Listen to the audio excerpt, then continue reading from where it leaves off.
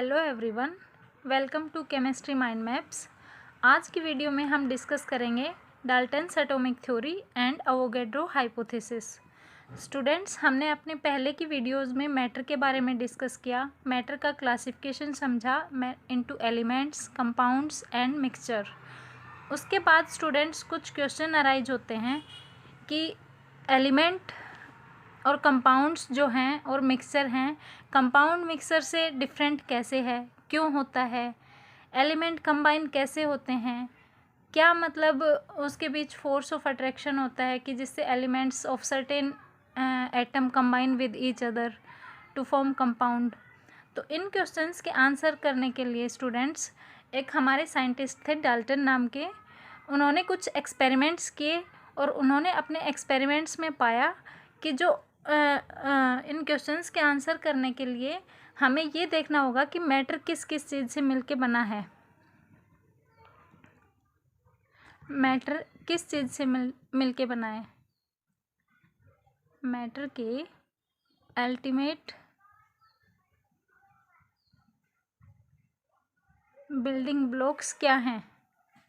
तो उन्होंने अपने बहुत सारे एक्सपेरिमेंट्स किए इसके लिए, और उसके बाद जो भी एक्सपेरिमेंट से उनसे फैक्ट अराइज हुए उनको अपनी थ्योरी में डाला और उसको नाम दे दिया Dalton's atomic theory.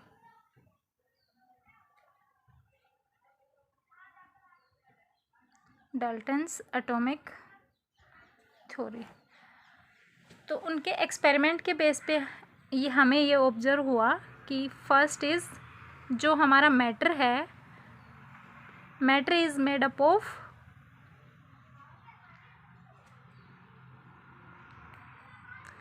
Indivisible particles.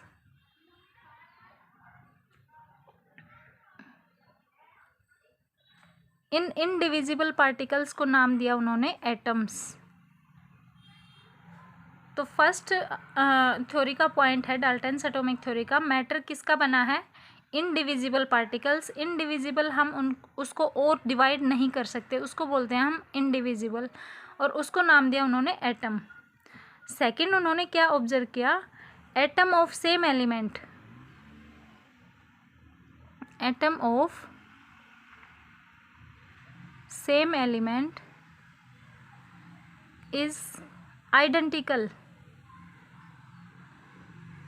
इन, आइडेंटिकल मतलब सेम होता है। वो किस किस चीज़ में सेम होता है, साइज में, second is shape and third is mass. Third point उन्होंने ऑब्जर्व किया, एटम ऑफ सेम एलिमेंट होंगे सेम किस में, साइज में, शेप में और मास में। थर्ड थ्योरी का पॉइंट है atoms of different element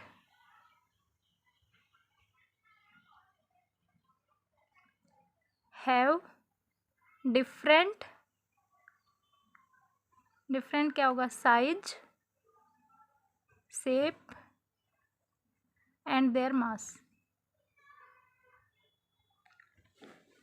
next point है, डाल्टन ने क्या ऑब्जर्व किया कि एटम क्या है, एटम वो स्मॉलेस्ट पार्टिकल है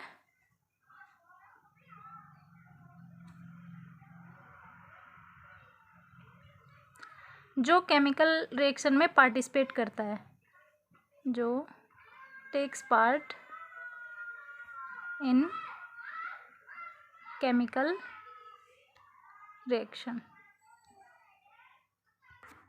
नेक्स्ट, डाल्टन ने क्या ऑब्जर्व किया, when atom combine with one another, तो they do in the simple ratio. जैसे हमने लॉ ऑफ केमिकल कम्बिनेशन में पढ़ा था, डिफरेंट लॉज हमने पढ़े थे उसके, तो वो ही डाल्टन ने ऑब्जर्व किए, एटम्स ऑफ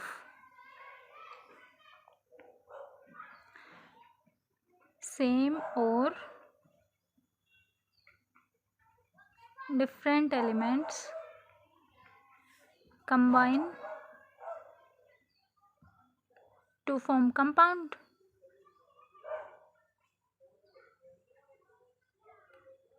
और ये सब क्या होगा, in simple ratio.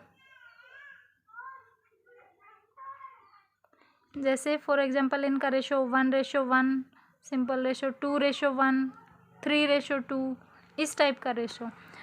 Next Dalton ने क्या ऑब्जर्व किया, 6 पॉइंट, एटम को उन्होंने कहा atom is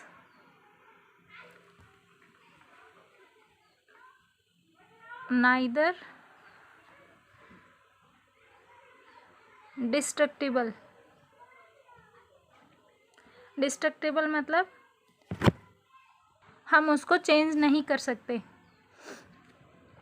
and it can neither be created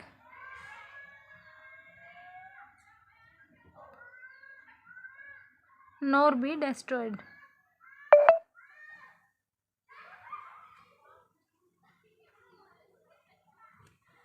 Dalton ने ऑब्जर्व किया atom is the smallest particle, it is indestructible and it can neither be created nor be destroyed।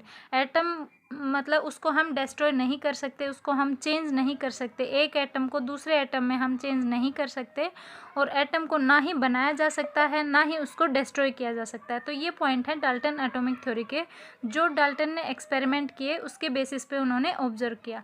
क्या क्या पॉइंट्स हैं, Dalton ने observe किया matter is made up of indivisible particles, जिनको हम divide further नहीं कर सकते, उनको नाम दिया उन्होंने atoms. Atom of same element होते हैं identical in size, shape and mass, और दूसरा एटम ऑफ डिफरेंट एलिमेंट होंगे डिफरेंट साइज में, शेप में और मास में। फोर्थ उन्होंने ऑब्जर्व किया एटम वो स्मॉलेस्ट पार्टिकल है जो किसी केमिकल रिएक्शन में पार्टिसिपेट करता है। फिफ्थ उन्होंने ऑब्जर्व किया कि एटम ऑफ सेम और different element combine to form compound, same element के एटम भी कंबाइन करते हैं आपस में, और डिफरेंट एलिमेंट्स को आपस में लें तो भी वो कंबाइन करते हैं और कंपाउंड का बनाते हैं। कंपाउंड का फॉर्मेशन होता है वो किसी सिंपल रेशो में होता है, जैसे 1:1, 2:1, 3:2। फॉर एग्जांपल हम हाइड्रोजन के एटम ले लें, हाइड्रोजन के 2 एटम कंबाइन करके H2 मॉलिक्यूल बनाएंगे तो 1:1 में कंबाइन करेंगे।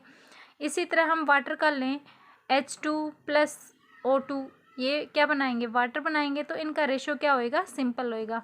और सिक्स्थ उन्होंने क्या ऑब्जर्व किया atom can neither be created nor be destroyed। Atom को हम ना तो बना सकते हैं और ना ही हम उसको डिस्ट्रॉय कर सकते हैं, ना ही हम उसको चेंज कर सकते हैं। फर्दर इसकी कुछ लिमिटेशंस आई डाल्टन एटॉमिक थ्योरी की, हम वो डिस्कस करते हैं। लिमिटेशंस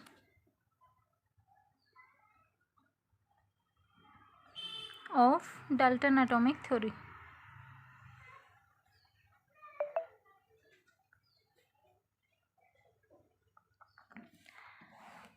क्या लिमिटेशन ऑब्जर्व की हमने, फर्स्ट तो डाल्टन एटॉमिक थ्योरी हमें बताती है सिर्फ सॉलिड्स के बारे में जब कंपाउंड फॉर्मेशन होता है, इसने हमें गैसियस मॉलिक्यूल्स के बारे में कोई ऑब्जर्वेशन नहीं दी। तो it fail to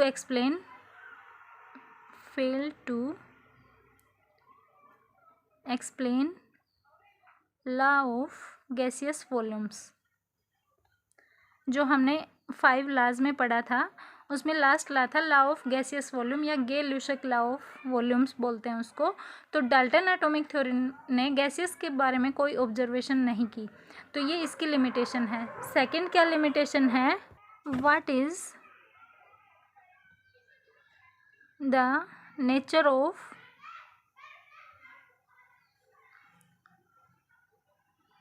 binding force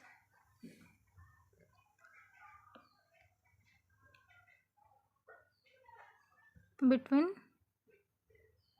atoms and molecules। और हम कह सकते हैं कि मैटर जो हमने क्लासिफिकेशन किया था सॉलिड, लिक्विड और गैस की फॉर्म में एग्जिस्ट करता है, तो उसके बीच में बाइंडिंग फोर्स क्या होते हैं, इसका डाल्टन एटॉमिक थ्योरी में हमें कोई ऑब्जर्वेशन नहीं मिलता। तीसरा लिमिटेशन इसका क्या है, इसने बताया कि एटम स्मॉलेस्ट पार्टिकल है between elements and compound. Atom को माना smallest particle in both element and compound. इन दोनों के बीच में इसने कोई डिस्टिंक्शन नहीं दी, तो ये इसकी लिमिटेशन है। फर्दर इसकी लिमिटेशन को ओवरकम करने के लिए अदर साइंटिस्ट ने कुछ ऑब्जर्वेशन की, एक्सपेरिमेंट्स किए और फर्दर इसको मॉडिफाई किया और कुछ पॉइंट्स ऐड किए, और कुछ पॉइंट्स डाल्टन की एटॉमिक थ्योरी के भी वैलिड हैं, और फर्दर मॉडिफाई करके हमने कुछ पॉइंट ऐड किए, उसको हम नाम देते हैं फिर modified Dalton's atomic theory. Modified Dalton's atomic theory. तो जब साइंटिस्ट ने फर्दर कुछ एक्सपेरिमेंट किए तो पाया कि atom is made up of electron,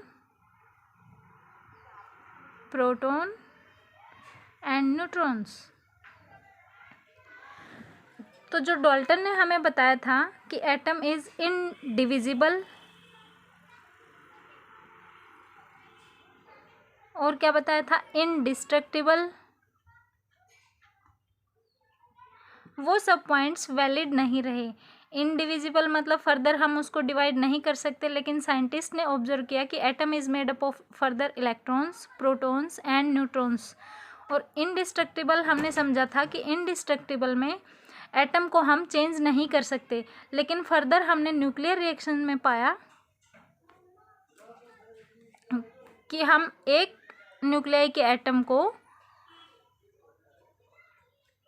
atom of one nuclei can be changed into another nuclei. For example, हम न्यूक्लियर रिएक्शन में बम्बार्डमेंट करवाते हैं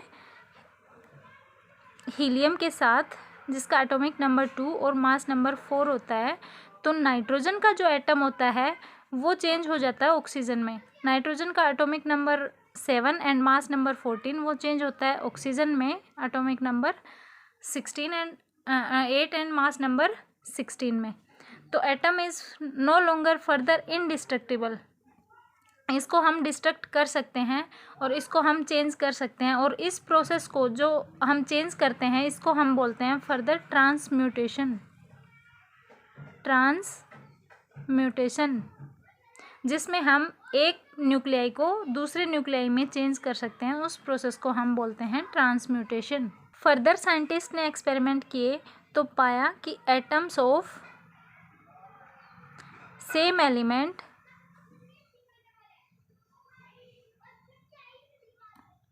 have different atomic masses। उन्होंने ऑब्जर्व किया एक ही एटम के एटॉमिक नंबर सेम है और मास नंबर डिफरेंट है। जैसे हाइड्रोजन के केस में एक हाइड्रोजन का पाया उन्होंने 1H1, एटॉमिक नंबर भी 1, मास नंबर भी 1। दूसरा उन्होंने पाया हाइड्रोजन इस फॉर्म में भी एग्जिस्ट करता है 1H2, जिसमें उसका मास नंबर 2 है। तीसरा उसने पाया कि हाइड्रोजन 1H3 की फॉर्म में भी एग्जिस्ट करता है। तो उन्होंने इनको नाम दिया कि ये सब जिसमें एटॉमिक नंबर सेम है और मास नंबर डिफरेंट है वो होते हैं isotopes.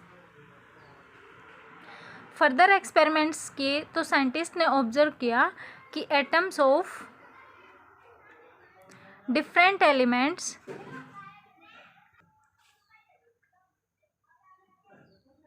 have same mass number।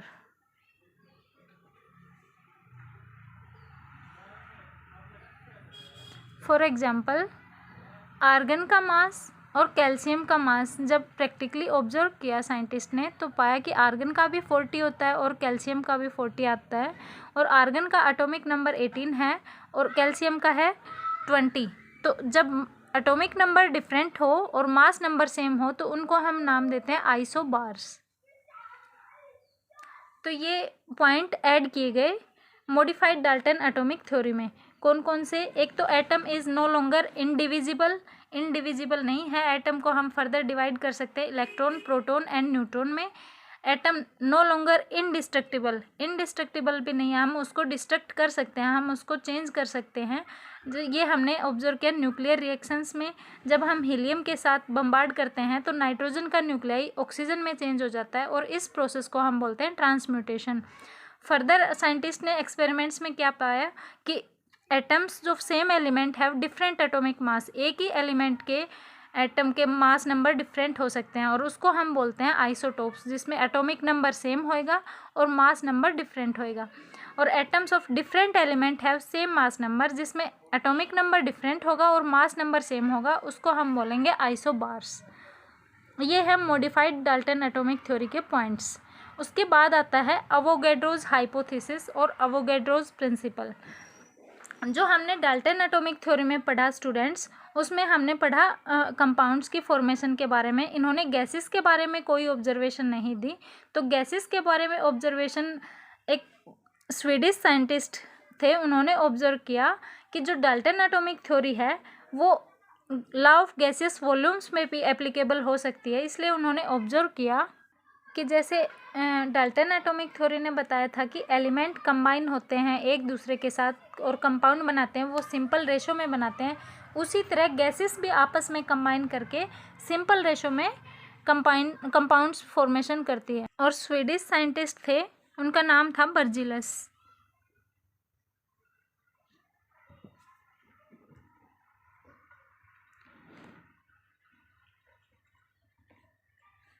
तो इसलिए इस हाइपोथेसिस को बर्जिलस हाइपोथेसिस भी बोलते हैं। और उन्होंने ऑब्जर्व किया equal volume of all gases under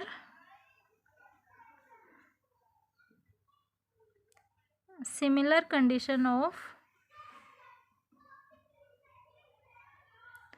temperature and pressure contain equal number of atoms. तो उन्होंने जो डाल्टन एटॉमिक थ्योरी एलिमेंट्स पे एप्लीकेबल थी, वो सब गैसेस पे भी अप्लाई की। तो equal volume of all gases under similar condition of temperature and pressure contain equal number of atoms. For example हम हाइड्रोजन का एग्जांपल लें। हाइड्रोजन कंबाइन करती है क्लोरीन के साथ टू फॉर्म हाइड्रोजन क्लोराइड।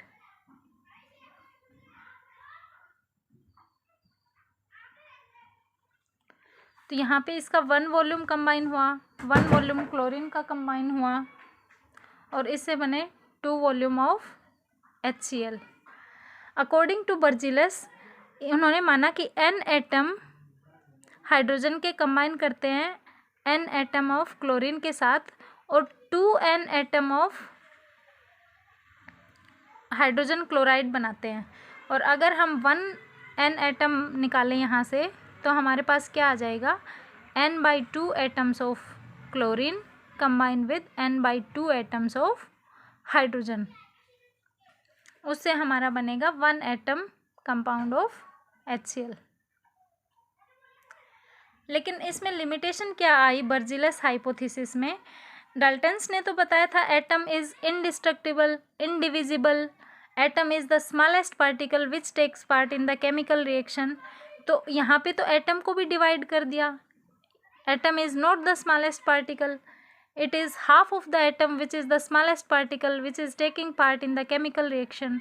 सो ये लिमिटेशन को ओवरकम करने के लिए अवोगैड्रो साइंटिस्ट ने आगे अप्लाई किया। अवोगैड्रो साइंटिस्ट ने बताया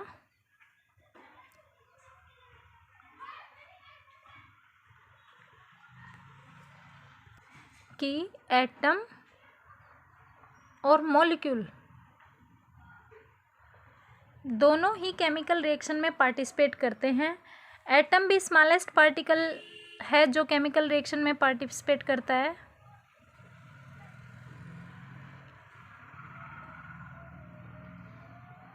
और मॉलिक्यूल भी स्मॉलेस्ट पार्टिकल है जो केमिकल रिएक्शन में पार्टिसिपेट करता है। लेकिन इन दोनों में डिफरेंस क्या है? एटम मे और मे नॉट एग्जिस्ट इंडिपेंडेंटली, मे और may not exist independently. Atom independently exist कर भी सकता है और नहीं भी कर सकता। फॉर एग्जांपल हम केस लें किसका, हाइड्रोजन का। हाइड्रोजन हमेशा H2 की फॉर्म में एग्जिस्ट करता है, हाइड्रोजन मॉलिक्यूल की फॉर्म में। वहीं हम एग्जाम्पल लें जैसे कार्बन है, सल्फ़र है, ये सब क्या है, एटम्स की फॉर्म में भी एग्जिस्ट करते हैं। लेकिन जो मॉलिक्यूल होता है, मॉलिक्यूल भी स्मॉलेस्ट पार्टिकल है जो केमिकल रिएक्शन में पार्टिसिपेट करता है, लेकिन मॉलिक्यूल क्या है, इंडिपेंडेंटली एग्जिस्ट करता है।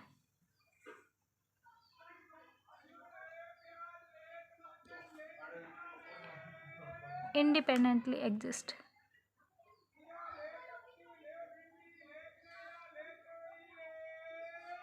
अवोगैड्रो हाइपोथेसिस के अकॉर्डिंग, अवोगैड्रो हाइपोथेसिस के अकॉर्डिंग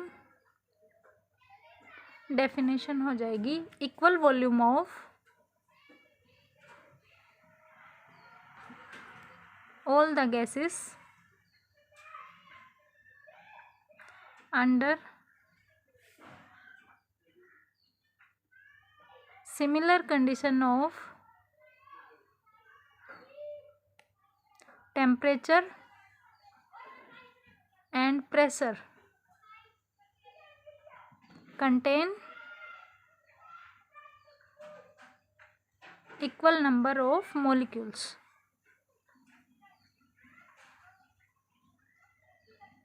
बर्जीलस हाइपोथेसिस में ये इक्वल नंबर ऑफ एटम्स के इक्वल था, लेकिन according to Avogadro's hypothesis it equal volume of all gases under similar condition of temperature and pressure contain equal number of molecules, क्योंकि molecule वो unit है जो independently exist करता है।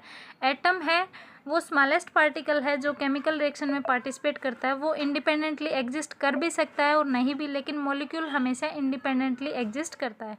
ये है हमारा अवोगैड्रो हाइपोथेसिस। फर्दर इसकी एप्लीकेशन है अवोगैड्रो हाइपोथेसिस की 3, तो उसकी एप्लीकेशन डिस्कस करते हैं हम, ये किस किस में काम आता है हमारे। अवोगैड्रो हाइपोथेसिस की हेल्प से हम फर्स्ट इज एटोमिसिटी डिटरमाइन कर सकते हैं। फॉर एग्जांपल हमें ऑक्सीजन दिया है तो हमें पता है oxygen is diatomic, 2 atoms of oxygen are there, so it's di atomic.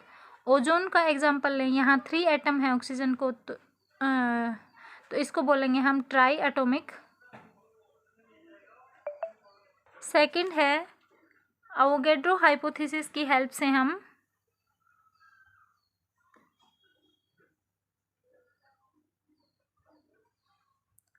Relation निकाल सकते हैं, रिलेशन बिटवीन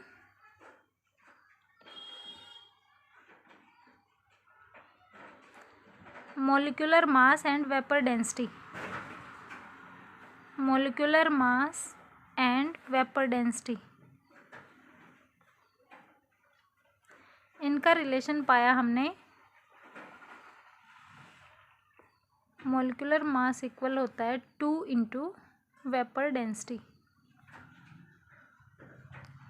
सेकेंड रिलेशन हमने निकाला relation between mass and volume of gas. इसका रिलेशन हमें मिला मोलिकुलर मास होता है